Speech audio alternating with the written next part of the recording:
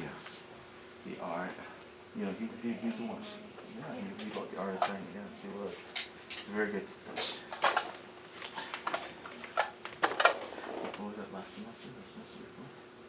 After all this? A year ago, yeah.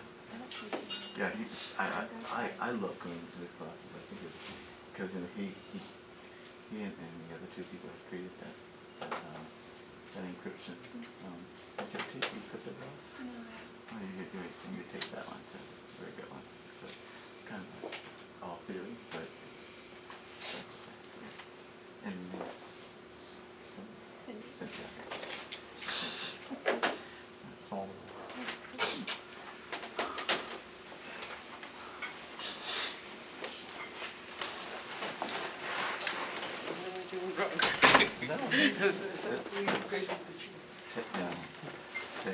Rotating chairs. Yeah.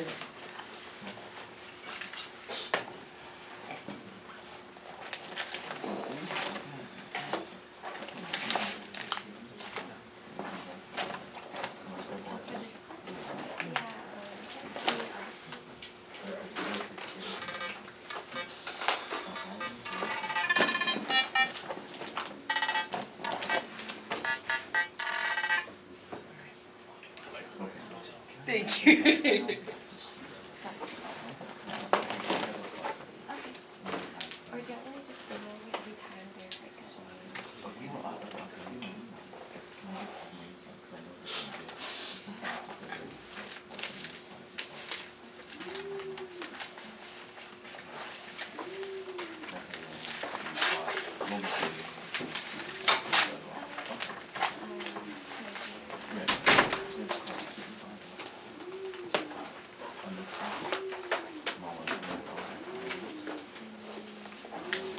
I hope it's not my fault. Oh, no. Yes, it was. I'm so sorry. I'm so sorry. It was a weird sound. Let's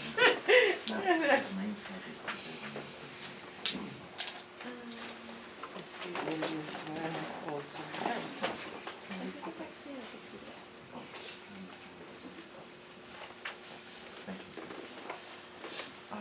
Okay, so is anybody here who still hasn't gotten D clearance? Okay, so it's 4 people still. Okay, so we are kind of so we are because like the class registration seems to go down now. It's like I think some people might not have gotten D clearance who asked for it, but so I don't know what's going on there. Anyways, we are going to continue with the class. Oh, good. And today we're going to talk about supervised learning, and we positioned it to the different classes of machine learning in the first lecture on Monday last week, and we are going to go into a bit more details of like the specific intricacies of supervised learning and what it entails. And then for the second half of the class, I hope that you have a couple of talking points.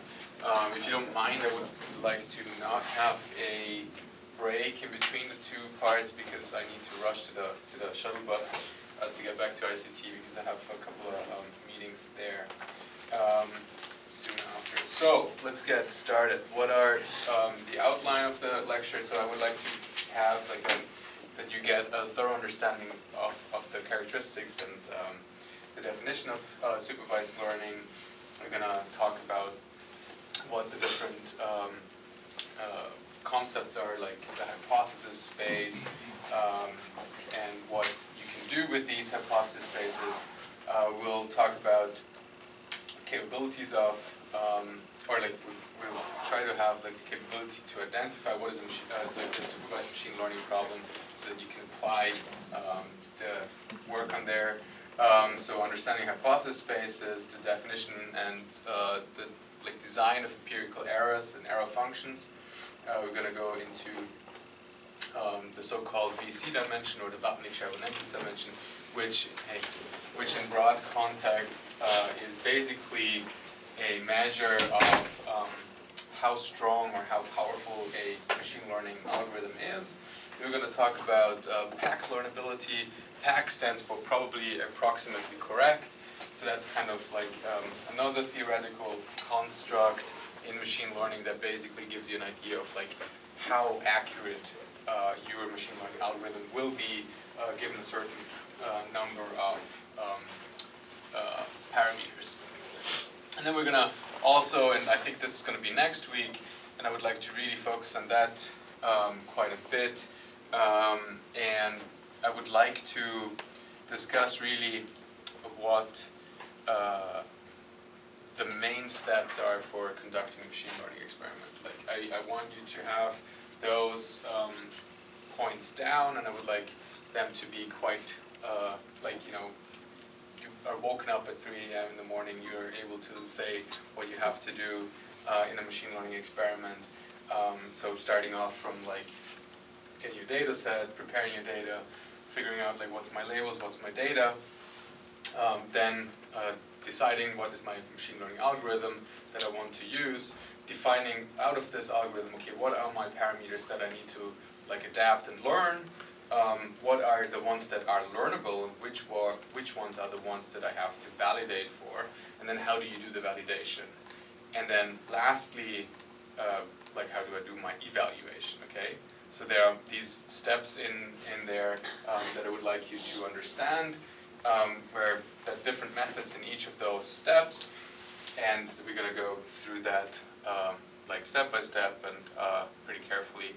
And after basically this slide deck is done, I was planning to give you a brief quiz. It's going to be like 20 minutes. I think we're going to do it the week after next Wednesday, so the Wednesday after the next one. Okay, so in 2 weeks, right? And it's not going to be very difficult, but I think you want to have these major points down, and so that you can basically get ready to run your project, okay? Alright, so what is supervised learning? Well, we defined the system in the first class, so we have our inputs, we have our outputs, and then we have our model parameters h, and the learnable parameters theta. So these are the hidden variables of the model, the hyperparameters, our model parameters theta that are being learned, okay? And how do we learn these? Well, in supervised learning we have a supervisor, we have some external input that comes in from outside, and it's our teacher signal that comes in at the output part. So we try to, or we need to understand what the relationship with the trainer is, or the teaching the target signal with respect to our outputs. And in principle, I think it's kind of clear to everybody, we want them to be as close as possible, as equal as possible. Okay, so if the target is 1, we want our output to be 1. Okay, and if the target is 0, we want the output to be 0. In broad strokes. Okay, so this is kind of like the major idea. All right, so we start with basically that with a lot of input data. So we have our sample input samples, and we have our sample target data. We want to now learn or categorize these inputs. And so we want to train a system on this sample data, but we also want our system to be able to generalize towards unseen data. Okay, so we have in our training set, we have, I don't know, like 1,000 or 10,000 samples, okay?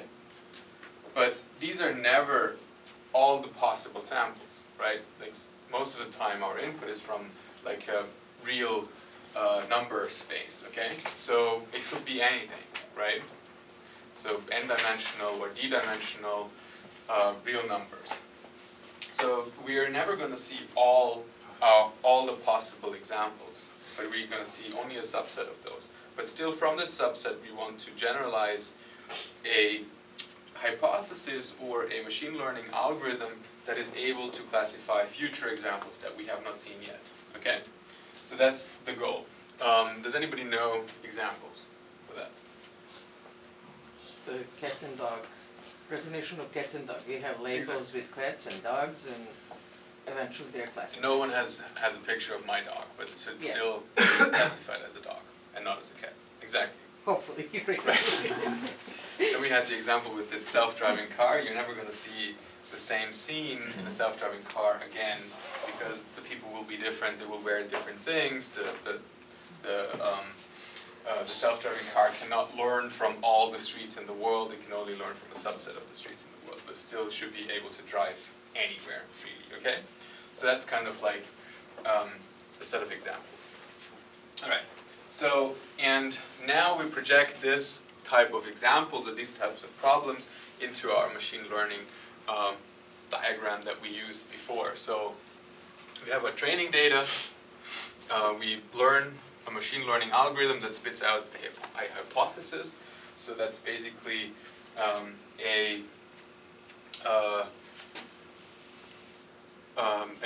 algorithm or like a rule set that defines the outputs for a certain type of input, okay? And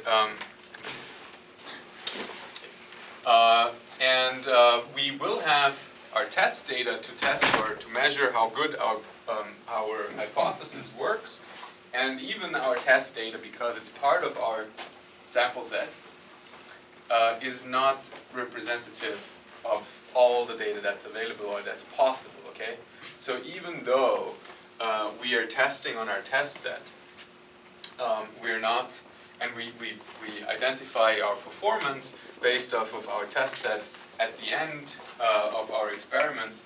This is not a definition of how really generalized your machine learning algorithm is, because it's also not all of the data that's possible, right? So you can see already we need to do some stuff to these test data sets that we can actually approximate an actual generalization error, okay? So we cannot just use a randomly chosen or once chosen test set that might have two samples, and we luckily get those two samples at some point right. We need to do something to that test set.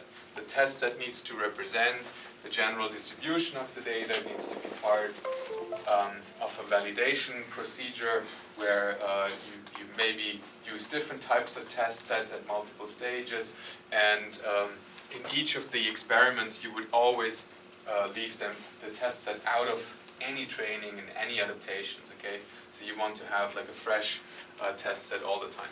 All right, I hope that becomes kind of clear. All right, so let's go through a couple of examples, and I'm going to use this very simple example of family cars as the example in this lecture. This example also happens to be the example in the course book, which is the Alpine. You can download that from the either that site or the Blackboard. And so a family car, well, it has a certain engine power and it has a certain price. Okay, so like not the most expensive car is a family car, nor the strongest engine nor the weakest engine is a family car. Okay, so because you need to have the ability to pack all the kids in the back and stuff like that. Okay, so these are our two input features. Here we have engine power and here we have price. Okay, and so and all the points that you see in this space are our samples. Okay, this is our test set or training set. This is our like the set of all the samples that we have. So we have the positive examples here in the middle. You can see, okay, so family cars are somewhere in that middle space, and then all the negative examples are kind of like around it. So there are a bunch down here, there are a bunch up here. Okay, so that's our negative examples. So our input is defined as a tuple of x1 and x2, which represents once x1 is price and engine power, okay? So that's that. And then our labels are defined as a target or an output which is either 1, yes it's a family car, or 0, no it's not a family car, okay? Very easy. So our training data, or our entire data set that we have available, can be expressed as the set of observations that are inputs and outputs together. So these are like our inputs and targets, okay? So that's clear, right? So this is what we deal with. And all of the examples that you will encounter in supervised machine learning will always have a data set that is defined by input and target output, okay? That's always the same. And they can always be like real numbers, they can be binary, they can be anything really. And also bear in mind, we're going to get to an example where these target values are not just one-dimensional output, but can be multiple dimensional outputs, okay? Alright. And it can also be real numbers. In regression we have a supervised learning problem which has like a continuous value, right? And we want to approximate a function and not a class, okay? So, and here now we define the actual class of family cars. And the actual class of family cars is defined as this rectangle, okay? But as you can see, our samples are kind of in the center of this actual class.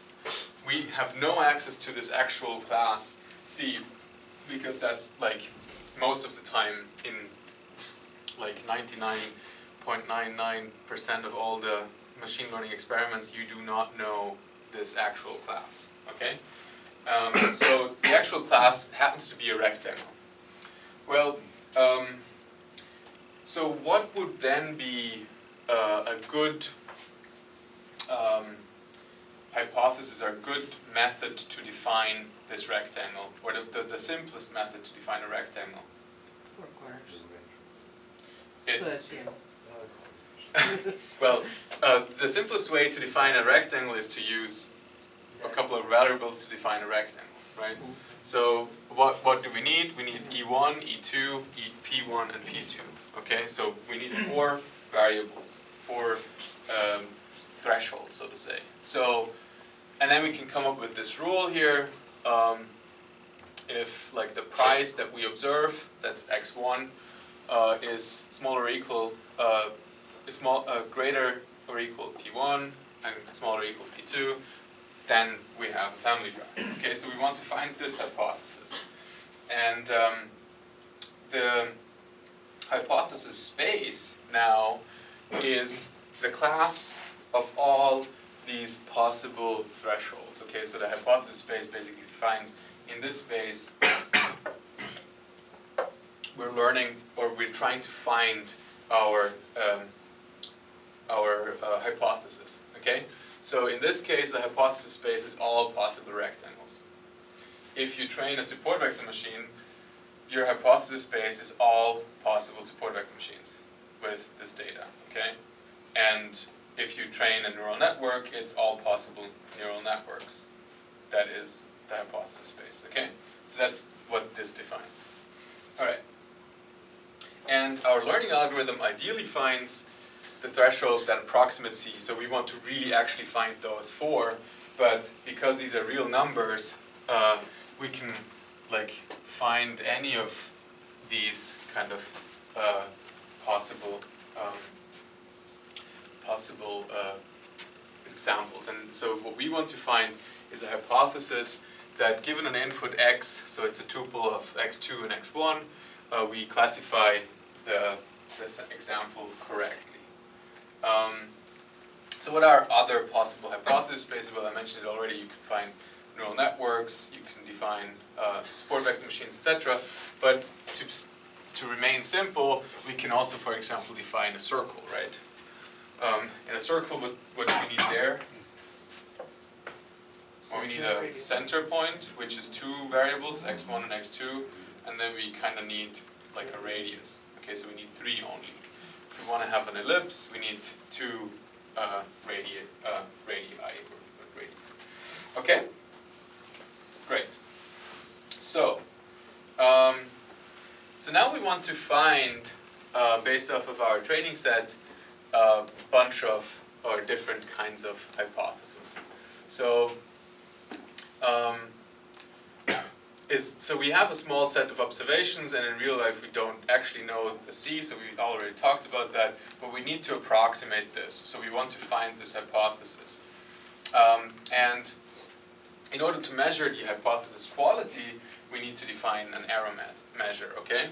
So if we find this hypothesis here, well, if an observation comes in here, so we define everything that's within this rectangle as 1. So everything that falls into here, well, that would be a false negative, right? And if it falls, well, okay, so this is our hypothesis, sorry. This is a bit bad. So it should be, this is our hypothesis, so the gray part is our hypothesis. So if a sample falls in here, we would say falsely negative, and if a sample falls in here, we would say falsely positive. Okay, so that there's 2 different types of error, so we can make a false positive or a false negative error, okay? And we're going to come to this in more detail. But anyways, the empirical error that we can measure here is basically the number of times that we are not matching the actual target label, okay? So we are basically counting the numbers, the number of times when we make a mistake, okay? So, yeah. Does it define a hypothesis space? Is it the actual area in which the solution is contained, or the area that is covered by our function? Yeah. So you choose one hypothesis out of the hypothesis space. Yeah. So you don't choose all of the hypotheses in the hypothesis space, because if these are real numbers, there is infinitely many hypotheses in the hypothesis space. Okay. All right. So yeah, and now to identify basically the empirical error, the possibility to generalize, we need to find the best hypothesis that makes the least amount of errors. Okay, so in this case,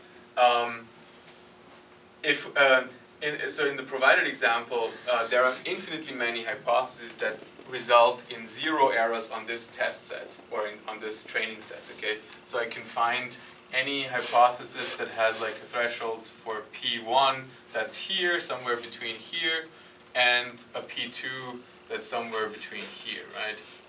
Or even here. Okay?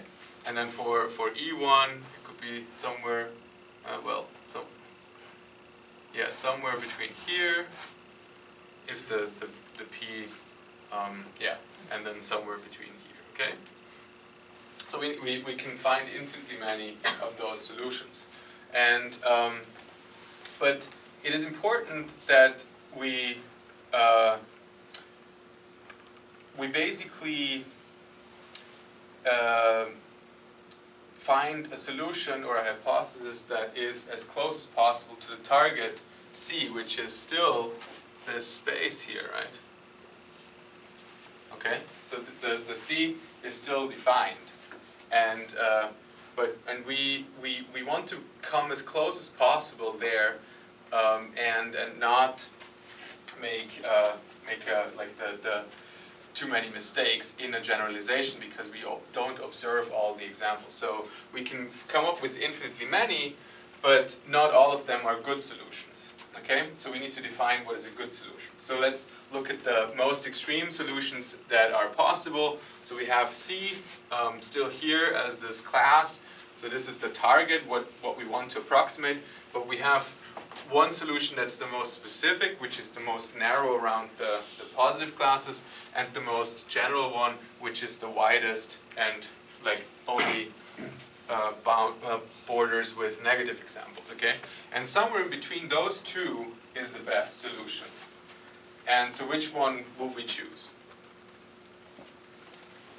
Well, we know kind of like that we're not going to choose the G or the S solution, okay? So we would choose something in between. And the something in between that we're going to choose is basically like defined or theoretically defined through the margin. The margin is basically the amount of space on either side, so this is the margin and this is the margin, which we cover where there are no examples, okay?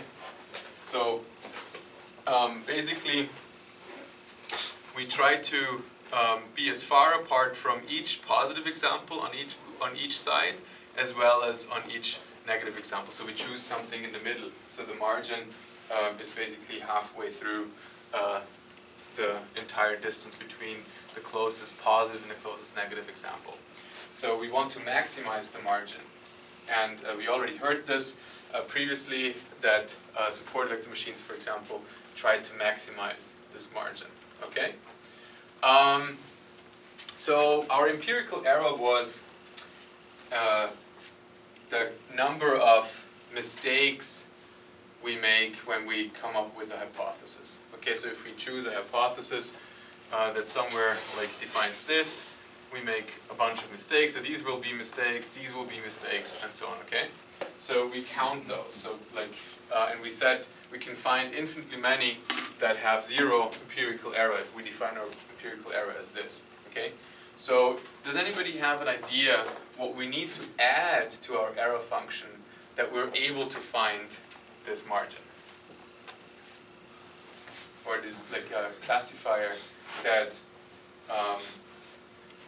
is able to find this like maximum margin classification, or this maximum like the best hypothesis. Okay, so what do we, yeah? Is it that you have to square the error to make sure the negative doesn't cancel out the positive? It's very close. I think you're getting somewhere here, but it's not, because this error just gives you ones and zeros. So if you square it, it doesn't really mean much, right? But what if I change this part to something else that I could then meaningfully square? Distance, exactly. So what I need to define, or we need to add to our error, is how far apart my hypothesis line or boundary is to all the examples. So if I have a method that accounts for distance or closeness to the boundary, then I can make this assumption, okay? So we need to change this error function, and we're going to have loads and loads of examples of neural networks that try to approximate these kinds of errors, okay? So this is one of the ways that we do this. All right, cool. I'm sorry, k-means as well will do unsupervised, but it will still do the same thing, right? So k-means is a bit different. So in unsupervised learning, what k-means tries to do is tries to shift move the center, the center right. into, and so like the evaluation of a k-means is good if like the clusters are compact and they are close to each other and not too wide spread out. But yeah, so distance is used a lot in machine learning, and not only in in supervised learning. That's correct. But yeah, it's a bit different. I Yeah. understand. Okay? All right. And so, just to motivate this a little bit more about the margin, I would like to give an example, and we'll talk about the impact of noise, like what noise can do to your data. So, now we have this new problem, which we don't really know what the problem is. It's not family cars anymore. Maybe it is, whatever. But somebody maybe might have made a mistake in the database and put this one in as a family car and this one in as not a family car, okay? But anyways, we still have our rectangles as our hypothesis space. So the best rectangle that we can find might be this H1 rectangle, okay? but even with the binary empirical error, this one still makes 2 mistakes, right? So there's no solution in our hypothesis space of rectangles that finds an optimal solution that has 0 errors, okay? That happens a lot. Like, I think if you're doing a real machine learning problem, you will not have 0 error on your training data, okay? And however, if we make our hypothesis space super complex, and this is kind of like this super cool function that we can learn, and we can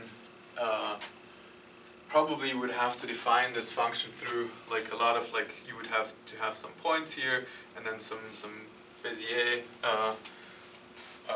like parameters, so that you can like twist this curve around. So it's probably like a pretty complex polynomial function that we would have to learn with loads of parameters. Okay, so we would have, I don't know, let's guess about 25 parameters or 20 parameters. Yeah? Data like this, do you have to have a precursor of what the data is, because you have to define the polynomial before? You can't exactly learn it. Yeah. So, I think this is a great question, and my answer to that would be, you always want to like have as much knowledge about your data as possible. So like when you target, like when you tackle a new data set, and I think like you should be doing this in this class, if you have a new data set, try to understand what's going on in the data, try to plot it, try to visualize it in a way that makes more sense to you, like do a dimensionality reduction with a PCA or something like that, put it on a 2D, 3D kind of space, even if you reduce the dimensionality, but try to understand what's going on in the data. Try to understand, okay, what are these different types of features, what do they represent, what's their range and standard deviation and variation and stuff like that. So I think you want to understand how complex your data is to choose the right algorithm for that data. So yeah, you want to know what's going on. So the thing here is, so this method might have 20, 25 parameters that we need to adapt, okay? But we only have, I don't know, like 15 data points. So does that make sense to learn 20 parameters or 25 parameters with just 15, 20 data points? It doesn't, right? So there are multiple reasons why this doesn't make sense. So first of all, our data is always, or most of the time, not perfect, okay? So this might be a false observation. Maybe the engine power was measured the wrong way, so it should actually be down here. Or this guy here was entered into the database in the wrong way, so they had the wrong label for this one. So the impact of noise onto this very complex function is much higher than the impact of noise onto this more simple one. Okay? So if we just if that actually gets changed back to positive class, this thing wouldn't change. But if this gets changed to or if this moves down here, well this could move up a little bit, but it wouldn't change much. All the other parameters would stay the same. So only like this parameter would change a little bit. But for this curve around, that would make a huge difference. So there would be multiple parameters that need to be adapted, and all the shape would change completely. Okay, so we don't always find a hypothesis that has 0 empirical error on the data, the training data. And the sources of errors could be multiple ones: faulty sensors, faulty experts, unobserved variables, and so on. Okay, and the solution from a more complex hypothesis class could help you find something that has 0 empirical error, like this H2 hypothesis, but it's not necessarily the right choice. Okay, so let's discuss that a little bit. So while we can find a solution that fits it perfectly, it's not very, there are a couple of reasons why we want to stick with H1. So first, if I get a new data point that lands in here or out here, it's very easy to check if it's in the threshold or not.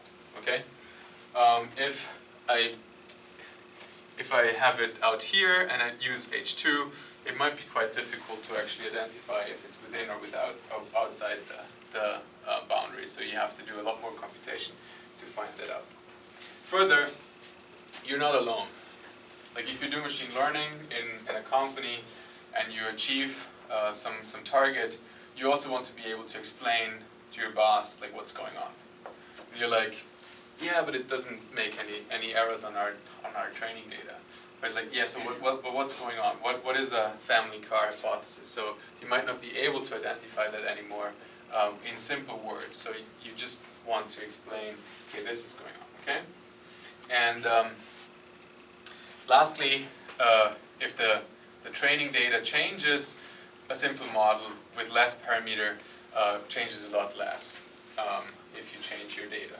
So that means kind of like if you add noise to your training data, your very simple models change less and are impacted much like subtler than more complex models. All right, and basically,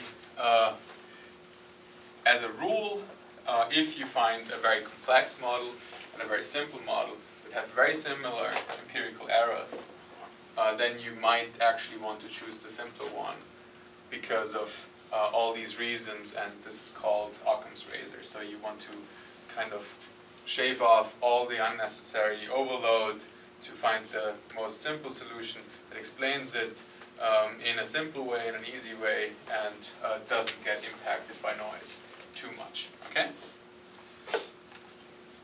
And to motivate this a little further, there is a problem called basically the bias-variance trade-off. So what we want to achieve with our machine learning models, and each of those dots here that you see there are models that try to solve a problem. Okay, so these are different experiments on the same training data, maybe with the same hypothesis space, but not necessarily, but often it's the same hypothesis space, okay? So what we want to achieve with our machine learning is low bias and low variance. So you always hit the red, okay? And you have always very low errors. And when you rerun your experiments with different data sets on the same problem, you always end up at the same spot, okay?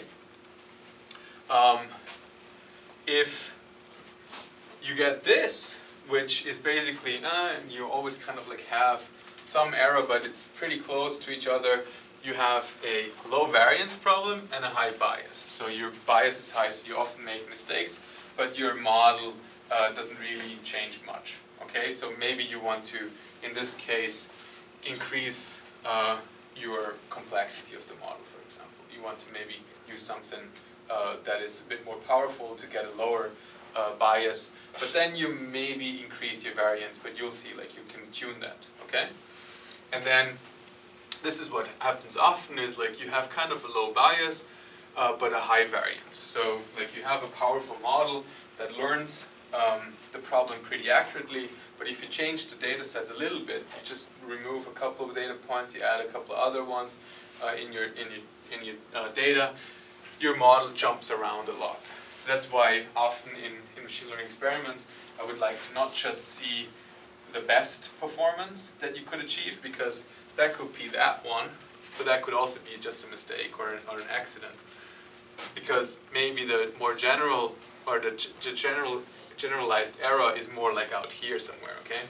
So you want to also, to your machine learning experiments, report your mean performance plus your variance, okay? So that's important, but we'll get to that.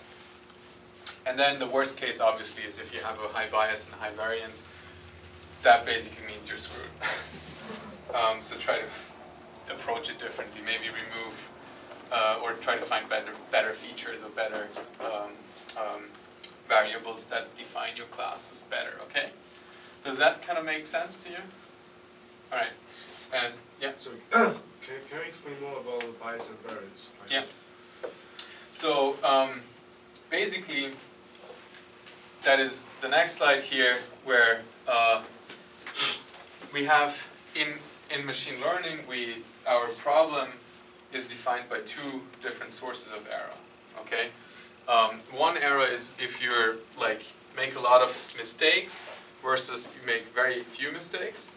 And on the other hand, you have, if you rerun your experiments, your model changes a lot or it doesn't change a lot. So it changes a lot here and it doesn't change a lot here, okay? And we're going to have more examples on this.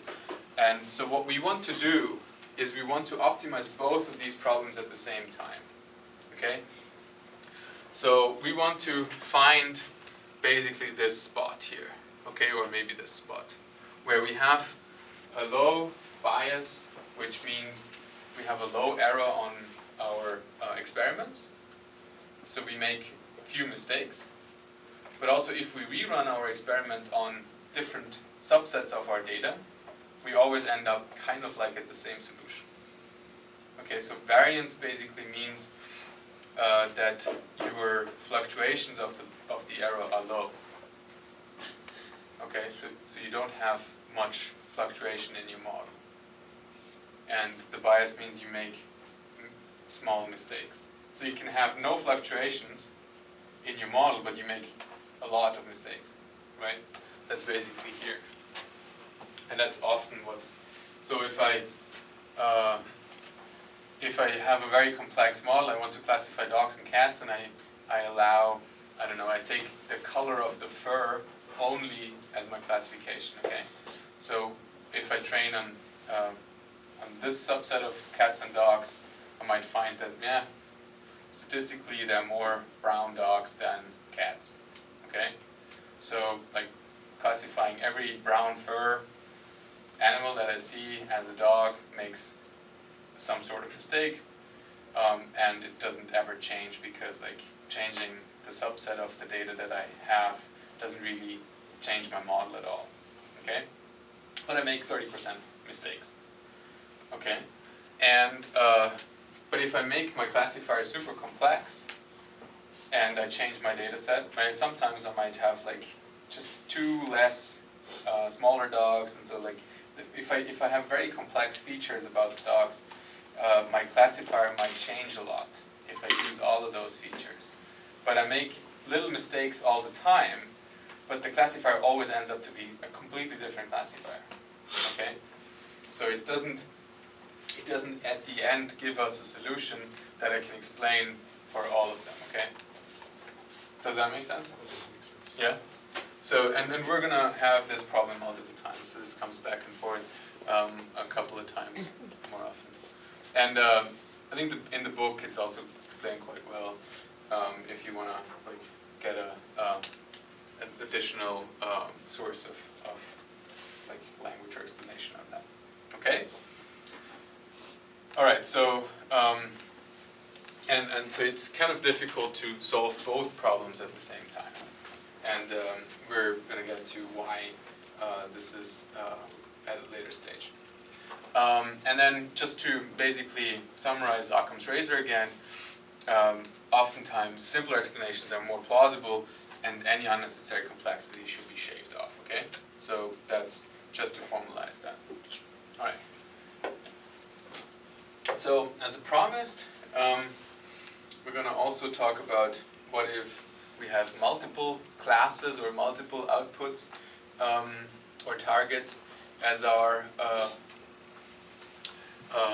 target label.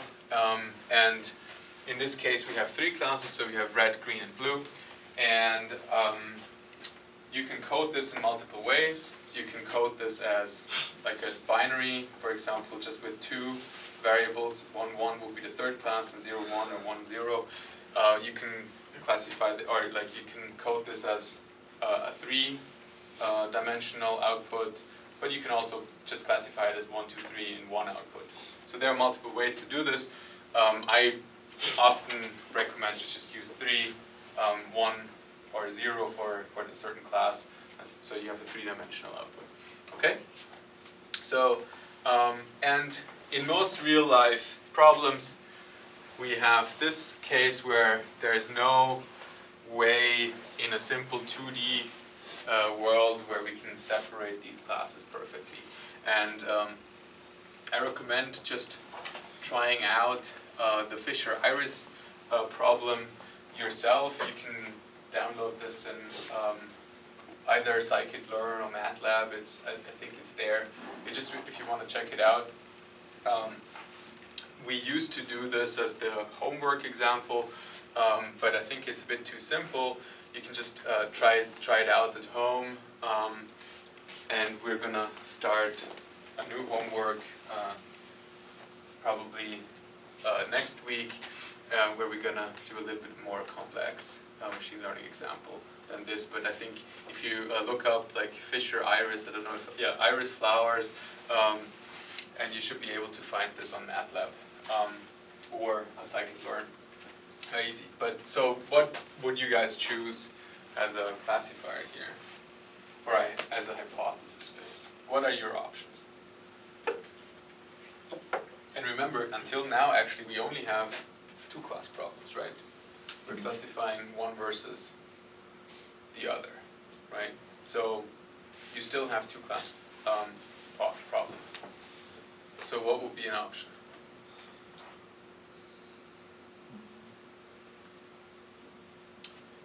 So one option would be to classify red versus green and blue. Okay, so, and you can combine those two together with just a line here. And then for green, we'll get a bit more problematic, but is there one where it's on the extreme? No. So for green, you're gonna have a problem with just a line, right? So if you wanna classify green versus red and blue, and you just have a line, it will be problematic, okay? But for blue, it would still kind of work. So you have blue versus green and red here. You would have a little bit of an error. For red, it works perfectly in this case. For green, again, we probably need something more powerful, okay? So we probably need maybe two lines that split it out, okay? Stuff like that. So there are many possible hypotheses here, okay? Or hypothesis spaces that could solve this problem. But in general, what I just tried to explain to you was, if you have three classes, you don't always have to solve all three classes. Like a three-class problem, you can subdivide your problem into binary problems. You can classify one versus the other classes, or you can do one versus one. So you can classify first green versus blue, then green versus red, and you decide based on, and then red versus blue, and then you decide which one's the most certain, and you would choose that one as the class. Okay.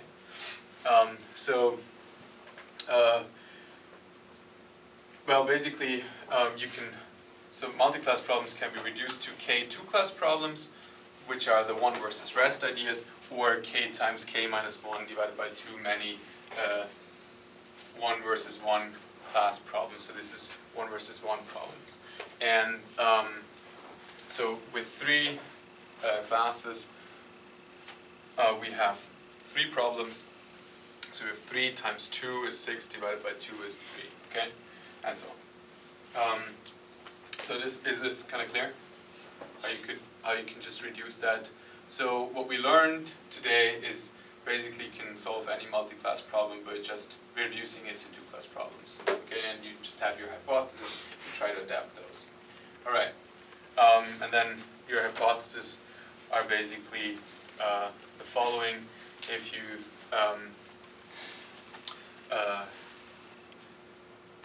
if you have these one versus rest classifications, okay? All right. And the empirical error, you would just change that to this, okay? All right, so we're at a good point to take a break, but I would again like say that we don't really take the 10 minutes because I need to leave earlier, but let's do the discussions, and I would like to just see if there are volunteers that want to talk about what they read and what they found out. I've seen that a lot of people put up some data sets and some challenges and so on, so like, is there any example that you would like to share with the rest? And if there's no volunteers, I'm going to make volunteers. I just have a data set I think everybody would enjoy that I found on Kaggle, and it's UFO sightings. I think somebody nice. definitely has to do something with that. Okay, so, I have to download it and start looking into it, but it's fine. and so let's start where we have our basically what we discussed today. So what's the features that you get as input? Is it just like geolocations or? I will have to look into the whole thing. It's on Kaggle, and they have a whole lot of data sets. Some of them are interesting, including Hillary Clinton's emails and really interesting stuff. But UFO sightings, I think, requires a little bit more. Right. Yeah. Let's look at this. So this is on Kaggle, UFO sightings. Where did you find the data? There's a download here. No, we Okay, got let's logged in. remember. Yeah. Do not have. I don't And have a Kaggle account. Me neither. And the problem is downloading 3 terabytes might take forever. Oh wait. So, it's I don't know 3 how. terabytes. I don't know how big. No, it's actually small, but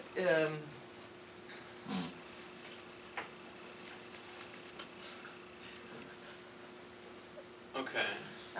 So it's interesting. location and where the Complete CSV. Okay, so here basically are the features, right?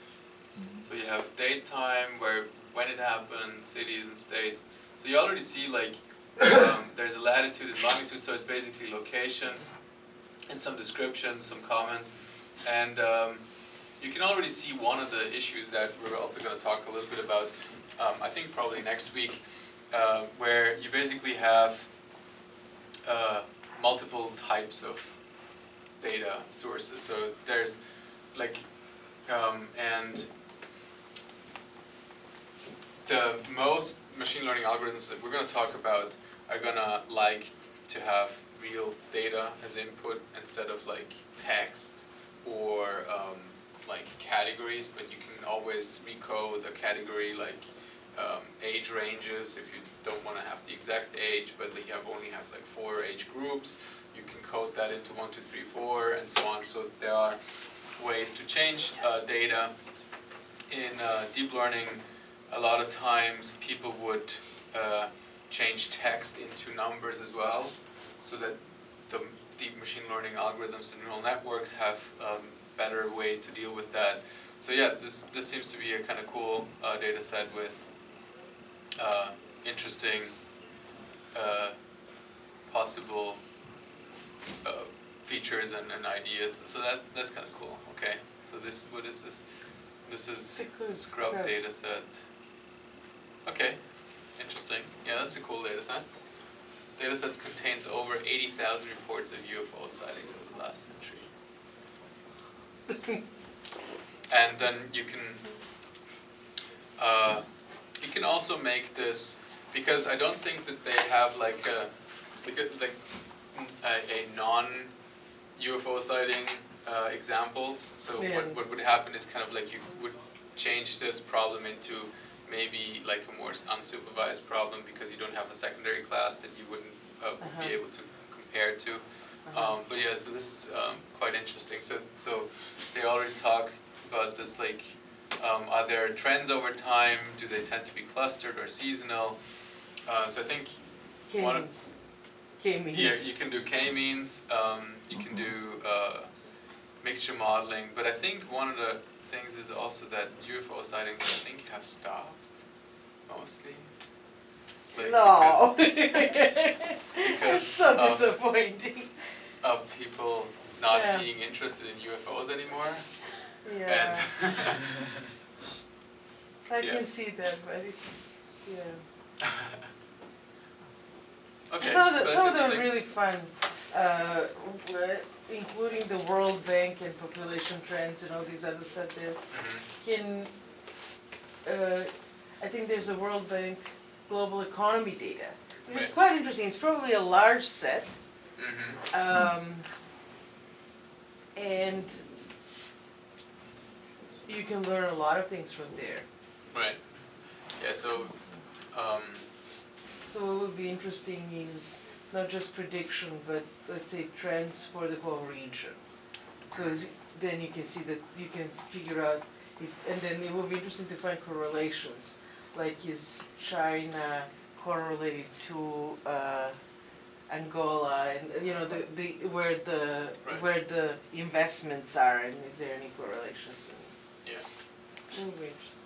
always careful with correlations. Yeah, Right. because it's not causality. Yeah. But yes, that would be interesting. So any other examples? Kaggle also released a Zika data set in Oh, yeah. conjunction with the Uh-huh. CDC, and I thought that was really interesting because it was very current. Yeah. So then they were working on it, and they're like, oh, internet, let's see what you can come up with. Yeah. Very cool. Yeah, that's very interesting. So like tracing Zika outbreaks and where the people travel and finding trajectories and stuff like that. I think I did it for like a class last year, but what I ended up doing was I also ended up getting a bunch of weather data from, I think it was Berkeley Earth, and then like plotting like rainfall, temperature, and Zika, and then comparing it with like malaria, which is also another vector-borne disease. Yep. And I thought that was really interesting, but I think the hardest challenge is also just finding matched data. Right. Yeah. Okay. Very interesting. Did anybody find machine learning toolboxes? They're very easy to find. Popular ones that I mentioned always.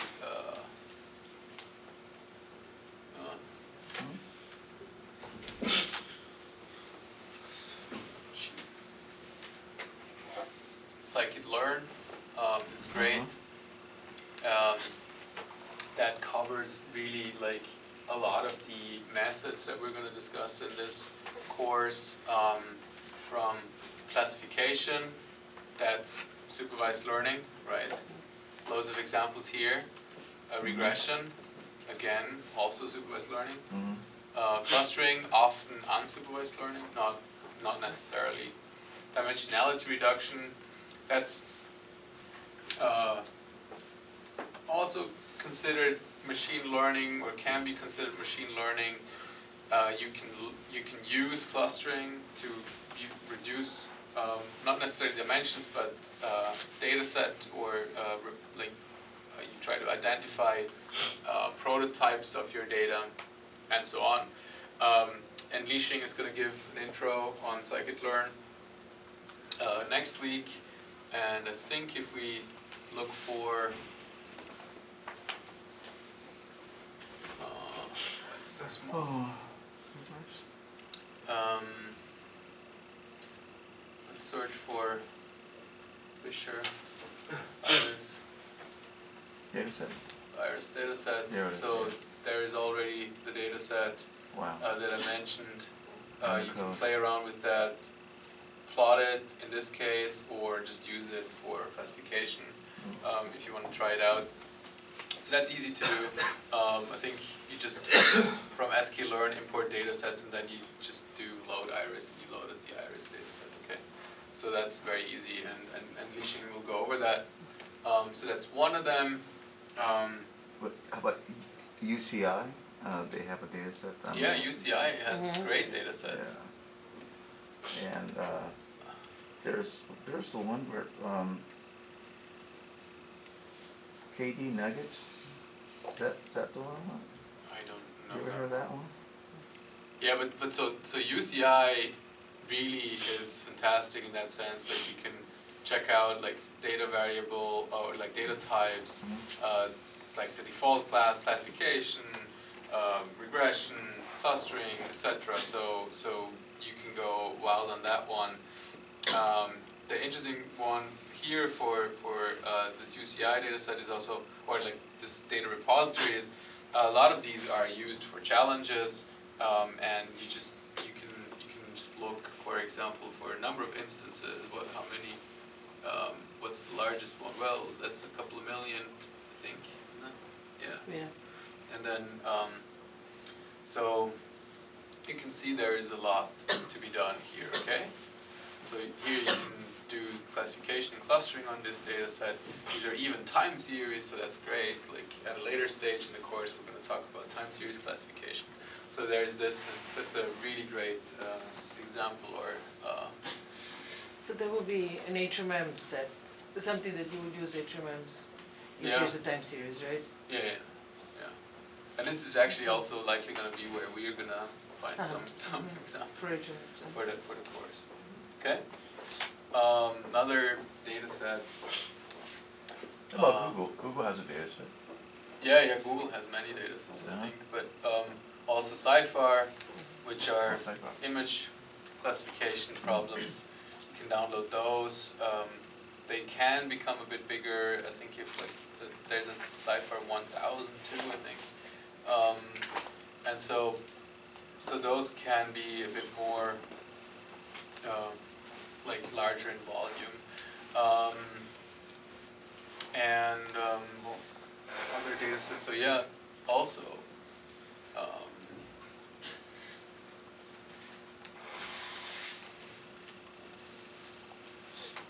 this is an interesting one. This is one of them that we published last year, so this is our data, and this is basically a depression recognition challenge. So loads of like interesting challenge data sets are out there where you can compete with other, you can compare with other methods. So that's also an interesting source.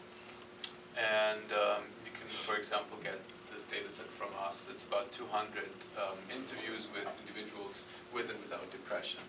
Okay. Does your group have data sets available that are open to the public? Yeah, so this is one. This one? And other than that, we are using a lot of publicly available data sets. Okay. So give you a couple of ideas there.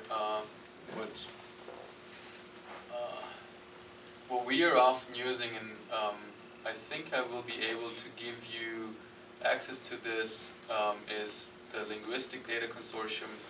So in this one, there is, for example, a data set called Fisher.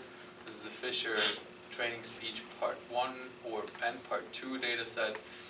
And this is, in total, 5,800 audio files, and times 2,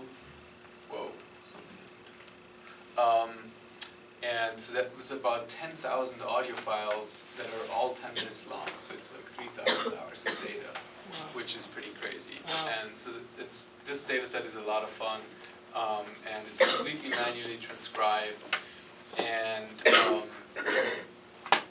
this data set is, for example, also used by like IBM and Google and the others to compare each other's performance in speech recognition. Okay, so this is basically one of the standard data sets that people use to do speech recognition experiments, and like how well they do.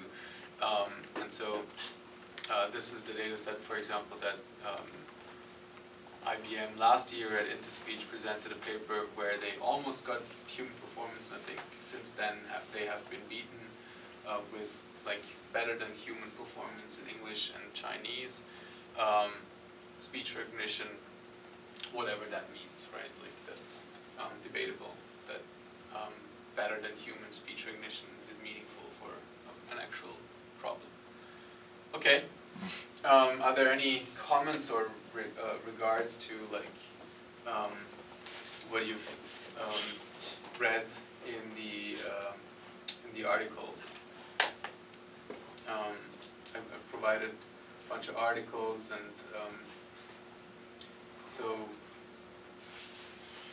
do you have questions why, for example, deep learning is changing all our lives, basically, or how? Well, isn't it interesting that the focus is mostly on deep learning, and there's so many other methods that are also changing lives? Mm-hmm. but it seems to be the hit of the season, or Yes. yeah, okay. Yeah, it's very, very much so, and I think the Great AI Awakening, the article about Google's translation, kind of gives you a hint of like what's going on. There is like a large movement of deep learning, and like it is so popular because it can do or can improve at such a higher or quicker pace than like human people can code translators, or like that it's just improving what previously would have been like months of like hacking and improving the code and the algorithms. It just improved that much just through human usage, through more data within one night, right? And so that's like just a scale or a speed that other methods right now cannot keep up with.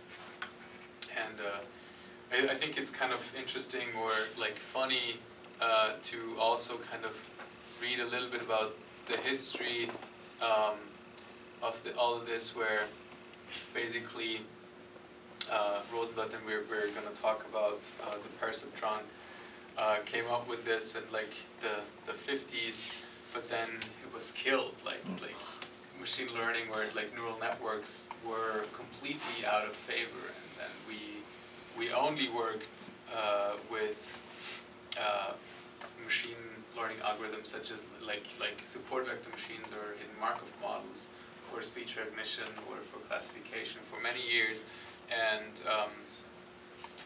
then with more data, with faster computers, etc., machine learning got so much more in performance improvement and grew so much quicker that it just like got back into fashion. And I actually I don't know if it's here, but so 1997 is also, it says 1991, but it was published, the paper was published in 1997.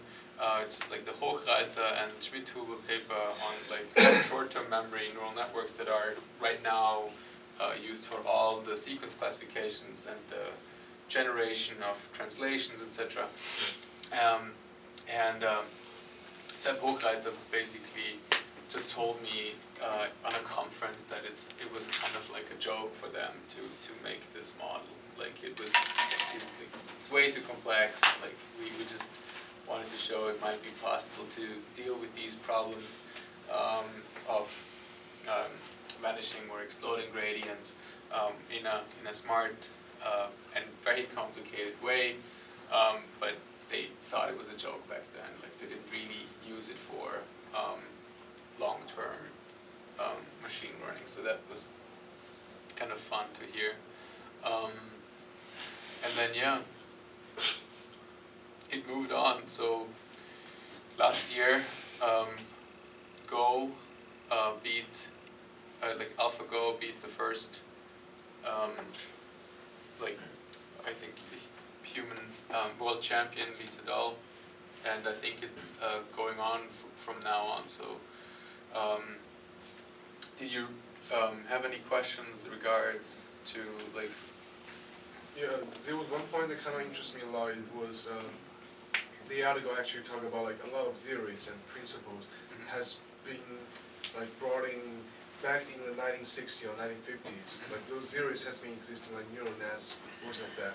But because of like the limits of data set, which requires tons like humongous amount of like labeled data set, like because internet has not like fully developed to that level, we don't have like such gigantic database. So the AI, the development of AI actually has been prevented, like delayed until recently because of that. Were there any other factors that stopped that? Were that only because of data sets? Like, I don't think it was just because of data sets. So data sets is a big reason, obviously, because as we just learned today with these models, you don't want to learn a very complex model with just a very small data set. So if you have millions of parameters, you don't want to learn millions of parameters on 100,000 data points, right? So you would completely overfit. You would destroy your ability to generalize to new data points will be very slim and bad. Okay, so data sets is important to be able to learn very complex models. Okay, but very complex models also require a lot of computational power. So it's data sets and computational power that prohibited the use of these like in theory developed machine learning algorithms in the 60s in the modern times, or like for modern problems like speech recognition. So it was both data and machine learning algorithms. But then also there are like there's a big lack of like theory until, for example, that paper that I mentioned, the LSTM, the long short-term memory neural network paper, that was missing. And we're going to get to that in more detail when we talk about neural networks and possibly deep learning towards the end. So we're going to bring it up earlier with just neural networks and then talk about it more with deep neural networks. But in neural networks, and I can maybe show this,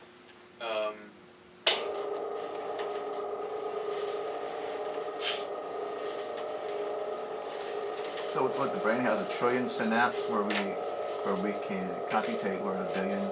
Sorry? The brain has 1 to. Oh, yeah, right. Yeah, the brain biologically the brain has 1 to 1,000 trillion synapses. Yeah, that's Whereas crazy numbers. yeah, it's unbelievable. Where artificial we can do 1 to 10 billion synapses. Yeah. We're like almost there, but No, we're not even nowhere close. No. So Not every even day close. when we're looking at each Yeah. other and as we're moving to the space that we call, or the space that we're traveling to, our brain is constantly grabbing all this trillion of data Yeah, sets but that are. We are building We can new talk about this in a Okay. second, but Yeah. so if you have neural networks that have like these kind of layered structures where like you move, so data comes in from here and then it exits over here and it goes through these multiple layers here, right? So one of the things that we need to kind of talk about is I mentioned that at this point you produce an output and then you have like your target signal here, right? So this is the only point in the machine learning or in the neural network where you can identify if you make a mistake or if you're correct, okay? So what you need to do, however, is you adapt all of these connections here that these networks have. And each of these connections have synapses or synaptic weights, okay? So these are W's, okay? And we need to adapt those W's. These are the ones that we need to change. And so, but we make mistakes here, but we need to change these down here, okay? So what this means is we need to move this arrow through this network from each layer to the next, because that's called back propagation. And one of the things that is difficult in many layers is that either this arrow that gets back propagated becomes very big and you change these weights very strongly, or it gets very small and you don't change them anymore. So what the LSTM solved was this back propagation through time kind of problem where you go through a sequence of observations. In this case, you don't go through time, but you still go through many layers. You can think of this as kind of like time, but you can also just think of it as backpropagation through a many-layered problem. So you have this problem of losing control over how you adapt your weights if you have very, very deep models. Okay, so that's another problem that was missing in the theory, the way the people in the 1960s approached these problems. Okay, so it's data, computational power, and sound theory that was missing. But the principal ideas of neural networks is pretty old. So were they trying to establish it as a feedback system to back propagation? Was that like a feedback or to?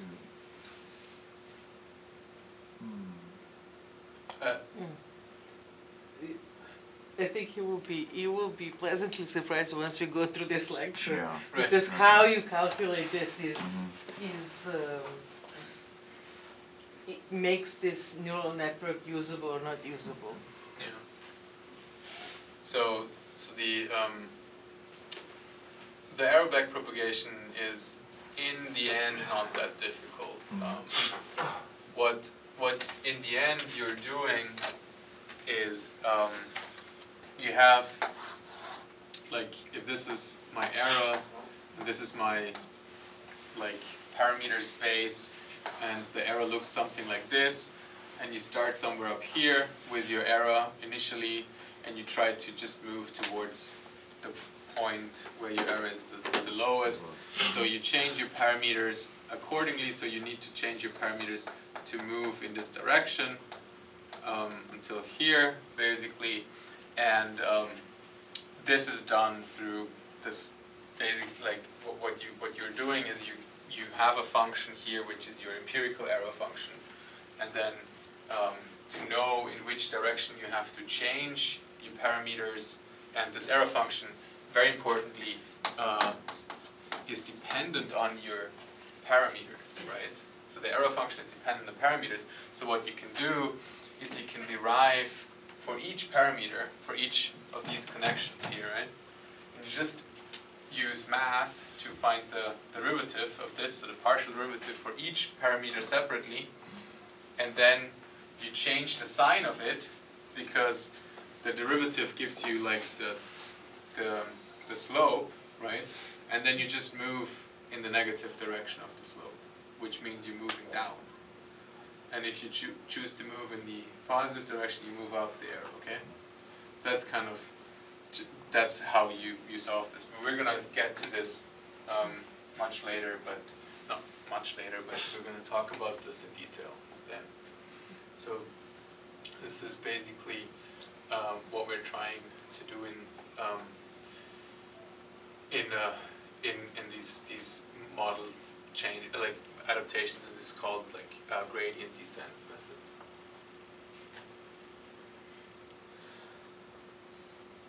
Any other comments or questions?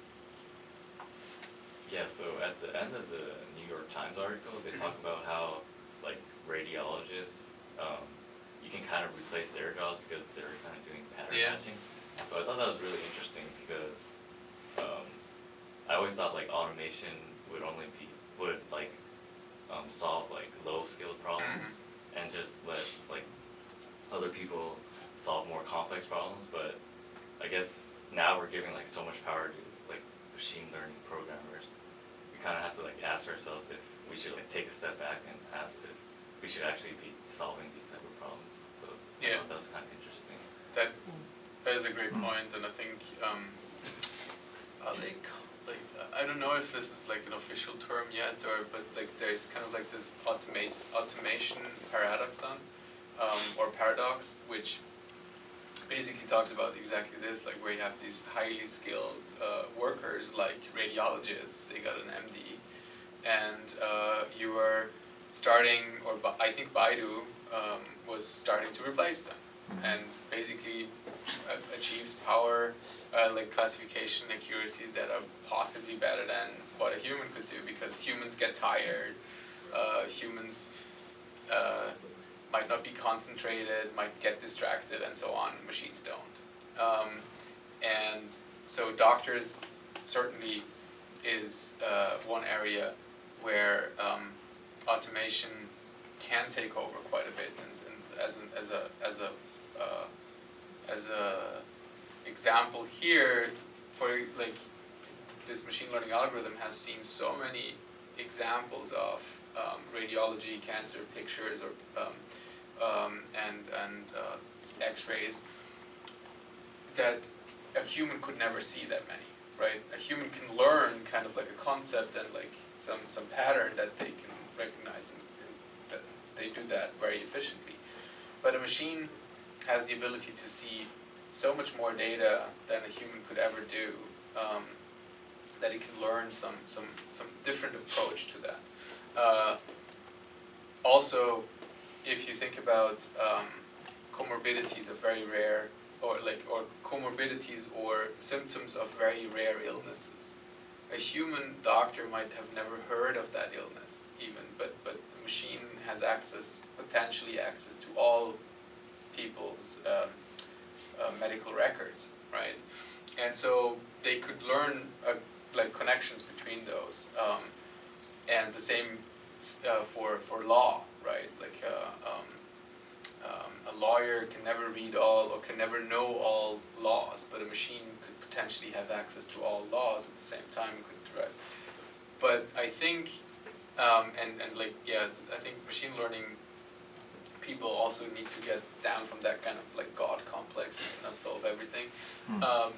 But where I think a lot of this is leading towards is human augmentation, that we are gonna support clinicians with, wait, I think you might have missed this, or, but this case in 1976 has shown that the law should be different, or like that there was like a judge that judged this in this way.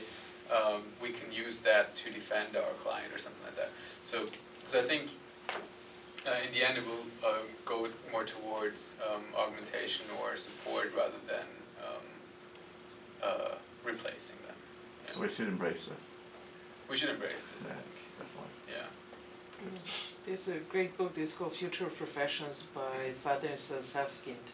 They're Okay. from London School of Economics, and it goes through the most unusual changes due to computers, and one is how computers are changing fate. Uh-huh. So Vatican had an app for a while, and really interesting things.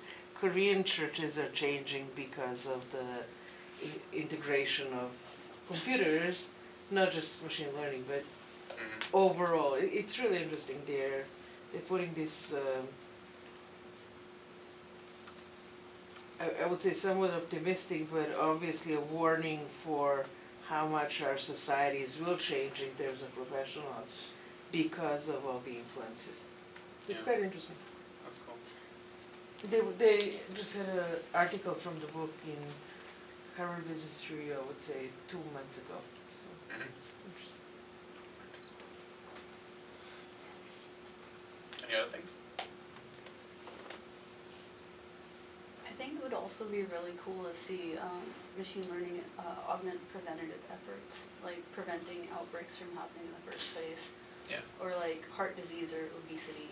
Yeah. I mean, if there was just a way where they were monitoring like your daily, okay, this is getting creepy how like, but like they monitor your daily behavior, and then if you're deviating too much from a healthy lifestyle, it's like, it just kind of gives you a nudge, gives you a heads up. Yeah, I think that's a very good point. I think last year, or the year before, last year we proposed to follow people around 24/7 with mobile phones and try to get every data point that we could get. We proposed this to actually track 1,000 students on campus and see how they form networks and stuff like that. So I think you want to get access to that data. It's super creepy, but yeah, definitely. I think it's already happening that these apps, like, they're moving out of the space of, oh, you have made 5,000 steps today, don't you want to go another 1,000, towards getting an assessment of like your mood and trying to, hey, smile a little more, you know, like, or talk to a couple more people. today, I think you could use the social interaction or something like that. I think that machine learning can help in that space quite a bit. This will be super interesting, and for prevention outbreaks, like early recognition, whereas I mean that was quite a few years ago, I think, but there was like Google talked about using searches for flu symptoms as identifying where Google flu trends. Right. I think they shut that down though. You did? Yeah. Yeah. Unfortunately. But I think the latest study showed that like tracking over-the-counter sales of like Theraflu was more accurate than Google flu trends. Ah, So I think that's what they use now. okay. But especially for like mental health, because I think I was reading an article saying that like if like when young adults are most likely to be depressed is like when they're in college. Mhm. So, I mean, that's just like something that just needs to be addressed, and I mean, this would be a great way to do it because you have like the stigma, you have the privacy issues. Yeah. It would be really cool. Yeah. Yeah, I think mental health that's kind of like one of the major research areas that I work in, is super interesting and but it's also very, very complex, and we need a lot more data. But yeah, mental health and getting more objective observations and more objective assessments of individuals could be a very key, a big key for understanding mental health and improving treatment and diagnosis. Yeah. Any last comments? Okay, so we're gonna talk more about supervised learning and about Scherer-as I mentioned, and the probably approximately correct learning, and then some machine learning experiments on Monday. Wednesday, Li-Xing will give an intro on scikit-learn, and then I'm probably also going to be here maybe with a couple of more practical things to talk about, and then yeah, the week after that on Wednesday we're going to have a little quiz. Okay. Do we have any reading over the weekend?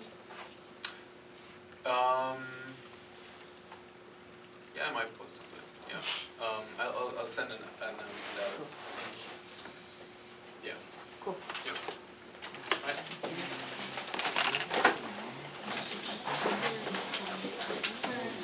See you guys.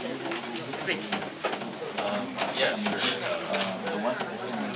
This is like super, like no big deal, but Yeah, I'm Steven, by the way.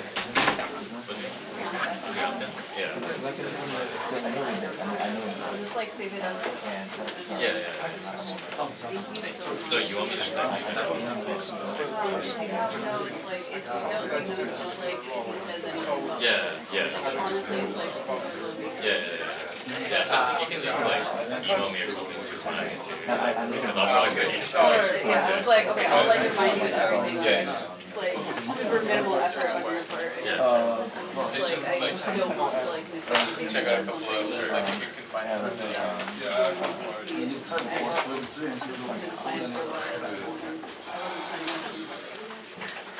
Oh yeah, and I got the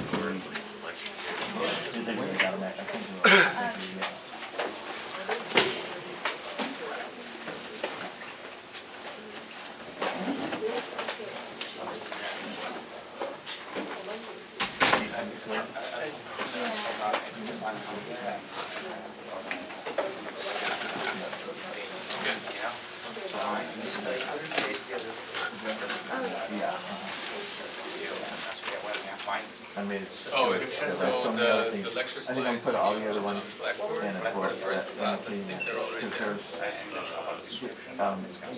There's like Python looks out here. Oh, the syllabus is also. So my point is- in is also on Blackboard. Are you, will you be Category interested in, syllabus. recording? Mostly would The syllabus use version? I'll send you a link to missed, that. we're gonna Put them on not have Put them on YouTube. midterm. Okay, have but then I final. make it And private between because she now and the doesn't final, want we're to gonna share. have like 3-4 So questions. I try to be as, Which are basically 15 minutes, 2-3 questions. Yeah. And